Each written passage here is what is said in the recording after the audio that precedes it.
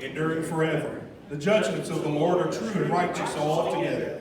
More we desire than they that gold, yea, than much fine gold, sweeter also than honey and honeycomb.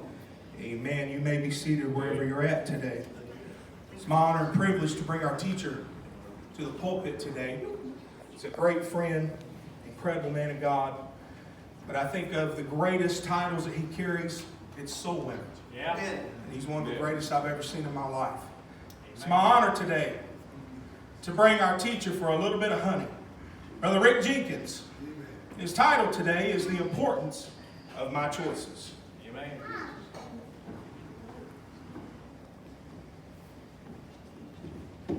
Jeremiah chapter 11, verses 1 through 5. The Bible tells us the word that came to Jeremiah from the Lord, saying, Hear ye the words of this covenant, speaking to the men of Judah and to the inhabitants of Jerusalem. Say unto them, Thus saith the Lord God of Israel, Cursed be the man that obeyeth not the words of this covenant, which I command your fathers in the day that I brought them forth out of the land of Egypt, from the iron furnace, saying, Obey my voice, and do them according to all which I command you. So shall ye be my people, and I will be your God. That I may perform the oath which I have sworn unto your fathers, to give them a land flowing with milk and honey, as it is this day. Then answered I and said, So be it, O Lord. Today in this house and all across your houses, there are so many different backgrounds. There are so many different lifestyles. There are so many different personalities. There are so many different last family names. We have all had things happen in our lives, some things being good, some things being bad. We all have came to the Lord, if you would, with some kind of baggage in our lives. And I want to offer you some hope today, if you will. I want to offer you some encouragement, if you will. You see, we serve a merciful God. We serve a God that is just and true. We serve a God that thinks beyond our imagination or anything that we can comprehend. A God that does not base His love towards us or our family name or our past mistakes. We have made our hang-ups in our life, and we have come with different set of skills, if you will. And we need to understand that the Bible is very clear. That He is a great God, and He is a wonderful God. And He is a God that told us in His Word that says that if we would follow His commandments and obey His covenant, that we will be blessed with a land that flows with milk and honey. This portion of Scripture is an extended dialogue between Jeremiah and the Lord about the people of God and their families to once again keep the covenant their ancestors had accepted during the Exodus from Egypt trip. That agreement had bound both God and Israel with certain promises and consequences. What was about to befall the nation would become Israel did not uphold its part of the covenant. You see, this tells me in my life, throughout all my life, that I've had choices.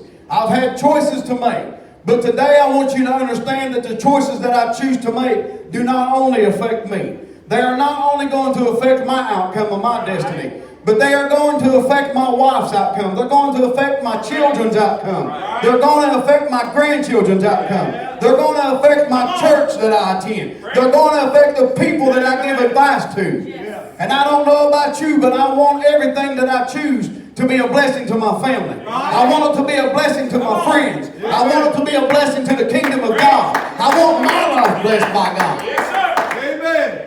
My life is not pivoted, Bishop, on the life of my family, of my mom and dad. My life is not hinged on the choices that my mother and father made as I was growing up. But what my life is pivoted on are the choices that I make this day. I have the decision to make this day. Am I going to follow the voice of God and the will of God and do what God's commanded me to do? Or am I not going to follow the commands of God? The Bible is very clear.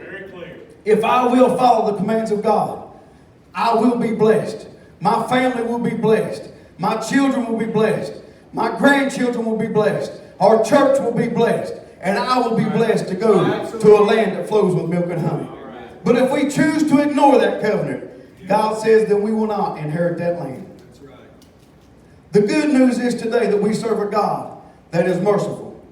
We serve a God that is not based on our ability to do things in the very best of ways. But He is a God that is just. And if you have not, and I have not made some of the best decisions, It is not too late to start right now. What you simply need to do is repent. What you simply need to do is make that right with God and ask God today, God, will you help me start making the godly decisions that I need to make, that will get my life blessed, that will get my family blessed, that will get my church blessed. Today, I want to challenge you. Make the right decisions. Follow the voice of God. Follow the will of God. Don't get hung up on past mistakes or wrong decisions or whatever else it be. Follow the will of God. Make the right decision. And I want to thank you for allowing me to share a little bit of honey.